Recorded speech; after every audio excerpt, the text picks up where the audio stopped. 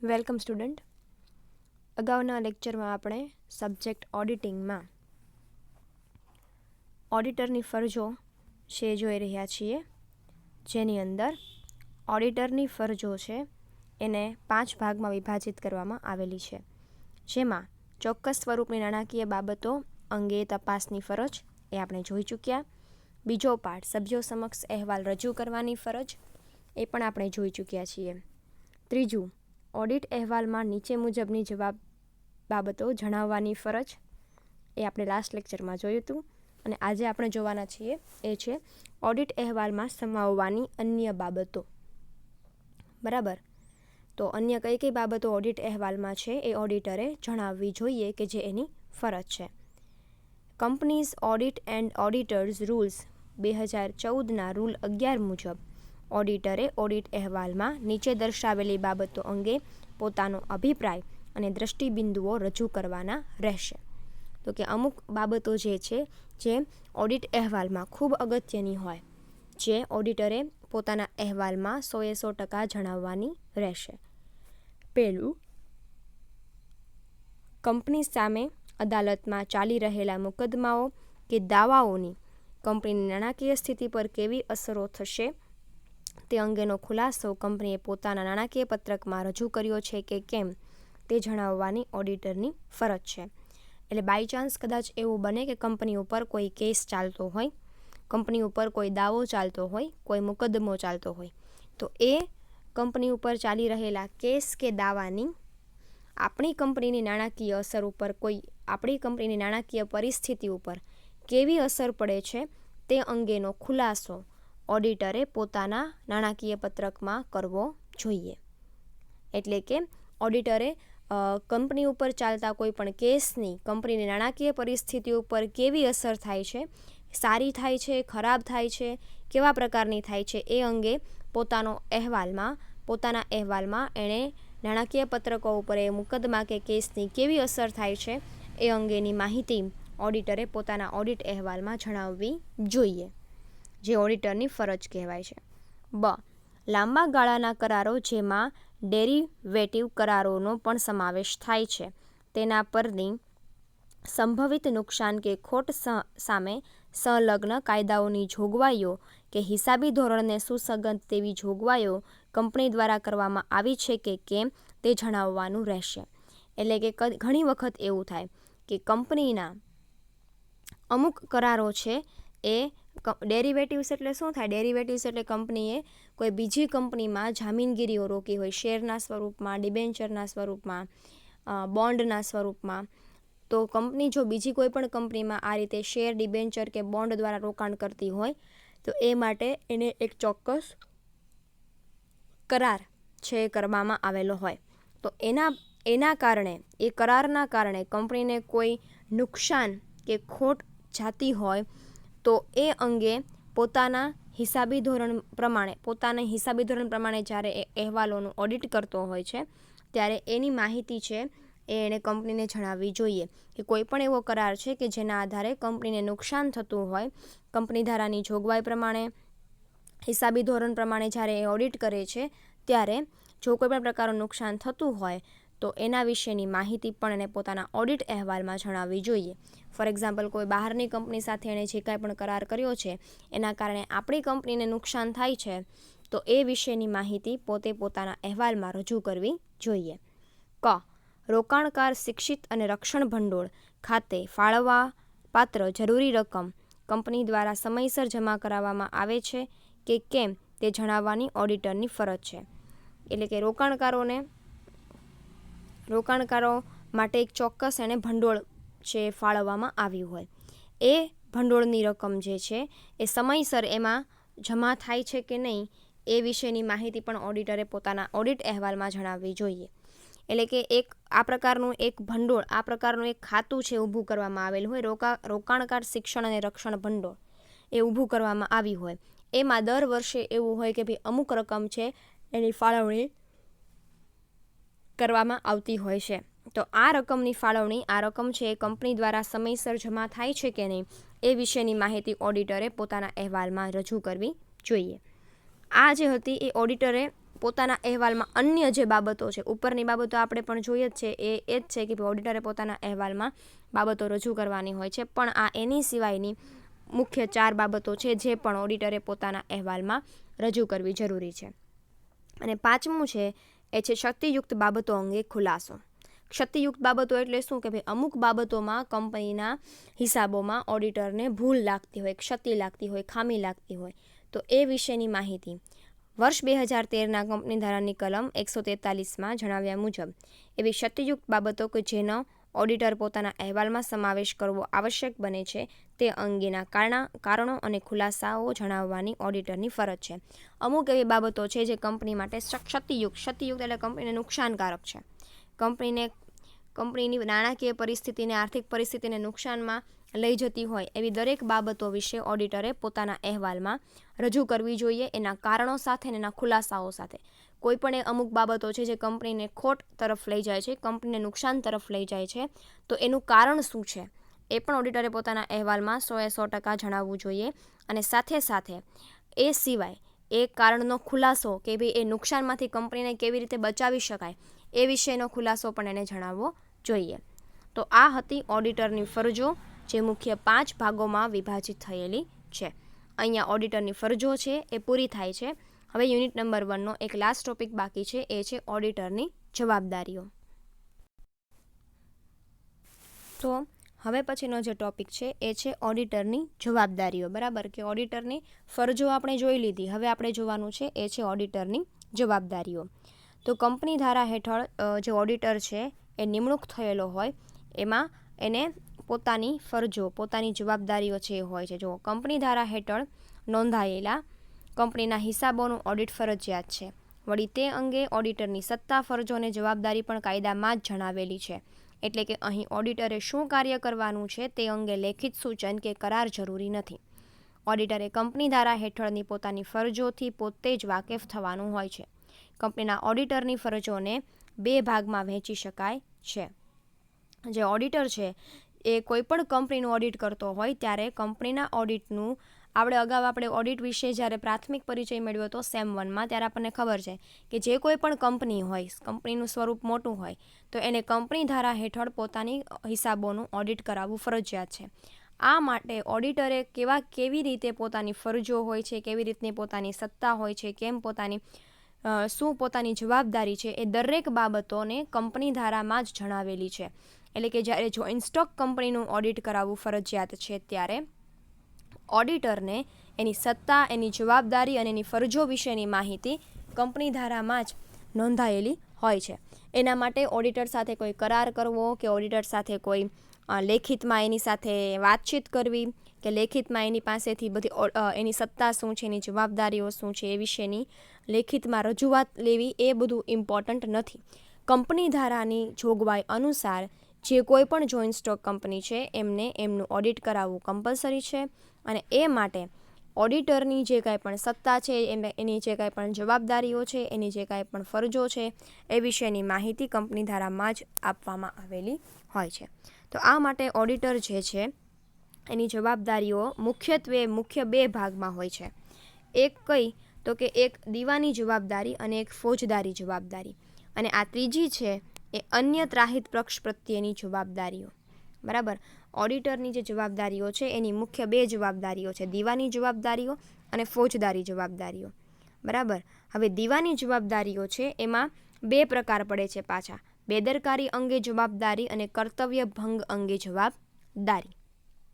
બરાબર, આમ જોવા જઈએ તો ઓડિટરની જે મુખ્ય 2 ફરજો છે, જે તમારે એક્ઝામમાં વારંવાર પૂછાય છે, એ છે કે ઓડિટરની દીવાની જવાબદારી અને ફોજદારી જવાબદારીઓ વિશે વિગતે સમજાવો. બરાબર, તો એમાં પહેલું જે છે દીવાની જવાબદારીઓ અને ફોજદારી જવાબદારીઓ છે. અને જે ત્રીજો અન્ય પ્રકાર પડે છે એ છે ત્રાહિત પક્ષ પ્રત્યેની જવાબદારીઓ. દીવાની જવાબદારીઓની અંદર બીજા 2 પેટા પ્રકાર પડે છે, એ છે બેદરકારી અંગે જવાબદારી અને કર્તવ્ય ભંગ અંગે જવાબદારી. તો જુઓ, અહીંયા તમને કેટલાક લેખકો ઓડિટરની જવાબદારીઓનું વર્ગીકરણ નીચે મુજબ કરે છે. હવે ઘણા લેખકો છે એ ઓડિટરની જવાબદારીઓને કોઈક અલગ રીતે દર્શાવે છે.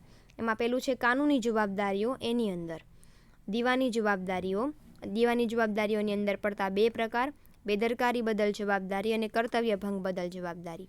બીજી છે ફોજદારી જવાબદારીઓ અને ત્રીજી વ્યાવસાયિક ગેરવર્તણૂક બદલ જવાબદારીઓ.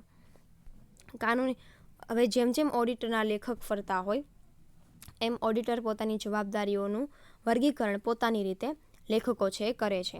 અમુક લેખકો છે એ આવું વર્ગીકરણ કરે છે કે કાનૂની જવાબદારીઓ હોય છે તો એ કાનૂની જવાબદારીઓની અંદર મુખ્ય 3 જવાબદારી છે એ છે દીવાની, ફોજદારી અને વ્યાવસાયિક ગેરવર્તણૂક બદલ જવાબદારી. પછી બ જવાબદારી છે એ કરાર મુજબની જવાબદારીઓ. ક છે એ છે કોમન લો હેઠળની જવાબદારીઓ અને ચોથું છે એ અન્ય જવાબદારીઓ. તો અન્ય જવાબદારીઓની અંદર આવે છે એ છે ત્રાહિત પક્ષ પ્રત્યેની જવાબદારી અને બદનક્ષી હેઠળની જવાબદારીઓ. બરાબર. પણ સામાન્ય રીતે તમારે જે ઓડિટરની જવાબદારીઓ યાદ રાખવાની છે એ આ ચાર્ટ અનુસાર યાદ રાખવાની છે. તમારે આને કોઈ પ્રકારે ધ્યાનમાં લેવાની નથી. માત્ર તમારે એક આ ચાર્ટ યાદ રાખવાનો છે. દીવાની જવાબદારીઓ, ફોજદારી જવાબદારીઓ, ત્રાહત પક્ષ પ્રત્યેની જવાબદારીઓ. દીવાનીની અંદર પડતા 2 પેટા પ્રકાર એ છે બેદરકારી અંગે જવાબદારી અને કર્તવ્ય ભંગ અંગે જવાબદારી. બરાબર.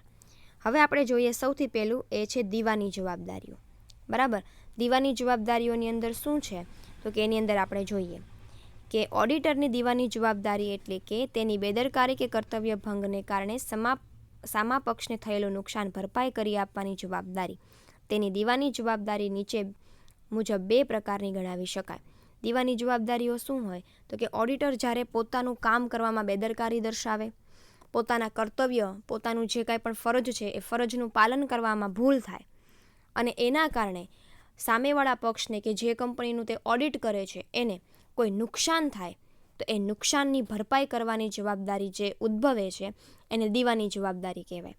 મતલબ કે ઓડિટર દ્વારા કોઈ બેદરકારી થઈ હોય પોતાના કાર્ય પ્રત્યે, પોતાની ફરજ પ્રત્યે, પોતાના કામ પ્રત્યે, પોતાના કર્તવ્ય પ્રત્યે કોઈ પ્રકારની બેદરકારી થઈ હોય એના કારણે જે કોઈ પણ કંપનીમાં એ ઓડિટ કરે છે એટલે કે સામો પક્ષ છે એને એના કારણે જે નુકસાન થયું છે એ નુકસાનની ભરપાઈ કરવા માટેની જવાબદારી જે ઉદ્ભવે એને દીવાની જવાબદારી કહેવાય. તો આ દીવાની જવાબદારી જે છે એ 2 ભાગમાં વિભાજિત થાય છે. એક પહેલું છે બેદરકારી બદલ અને બીજું છે કર્તવ્ય ભંગ બદલ. બરાબર.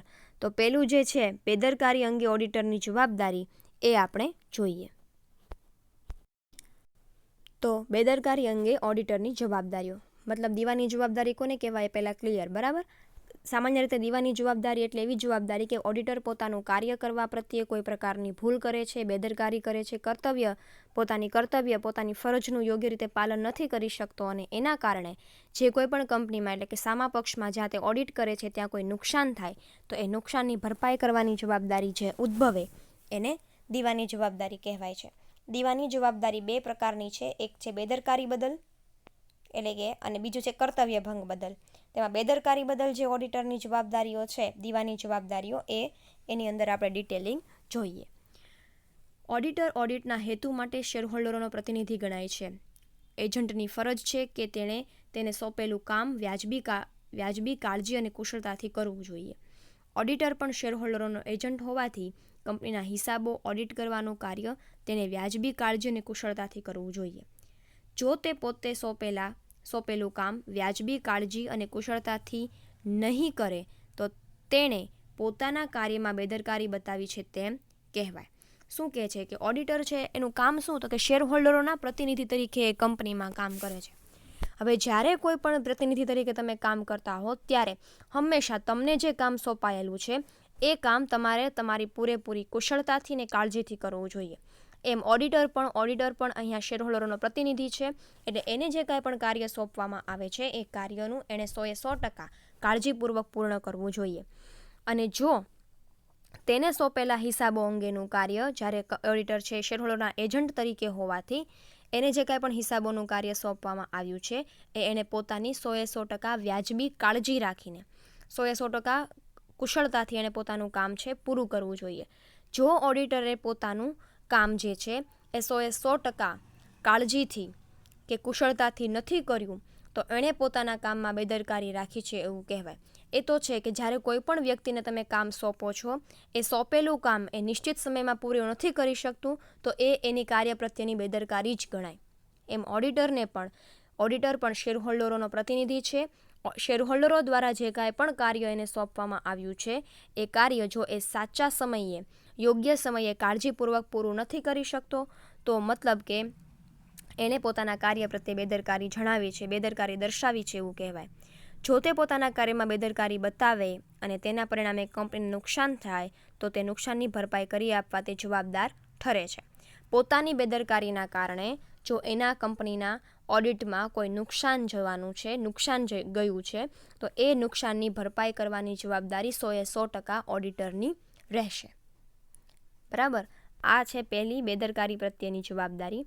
પ્રોફેસર સ્પાઇસર જણાવે છે તેમ બેદરકારી અંગેની ઓડિટરની જવાબદારી એક સામાન્ય નિયમ છે. તે દરેક પ્રકારના ઓડિટને લાગુ પડે છે, પછી તે એકાંકી વેપારી હોય, ભાગીદારી હોય કે કંપની હોય.